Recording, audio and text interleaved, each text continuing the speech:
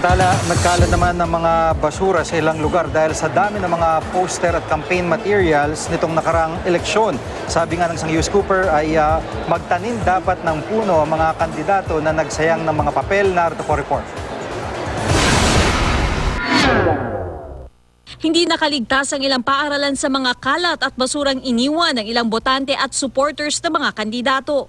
Ayon kay News Cooper Claire De Blanco na taga Tondo, Maynila, sa dami raw ng nasayang na papel, dapat daw magtanim ng puno ang mga kandidato. Sa larawan namang ibinahagi ni News Cooper Rochelle Faderogao, nagkalat din ang mga ipinamimigay na papel sa Kupang Elementary School sa Muntinlupa. Basura din ang tumambad matapos ang botohan sa Kuta, Batangas City. At sa Macabebe, Pampanga naman, nagkalat mismo sa loob ng isang classroom ang ilang flyers ng mga kandidato. Kaya naman matapos ang eleksyon, sinimulan na ng Metropolitan Development Authority ang pagtatanggal ng posters at streamers ng mga kandidato sa iba't ibang bahagi ng Maynila at mga karatig na probinsya.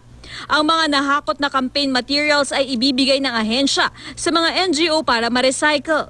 Si News Cooper Jason Tan naman, ibinahagi ang larawang ito ng mga kagawad at kawani ng Barangay 282 sa Maynila na tinatanggal ang ilang election posters sa lugar.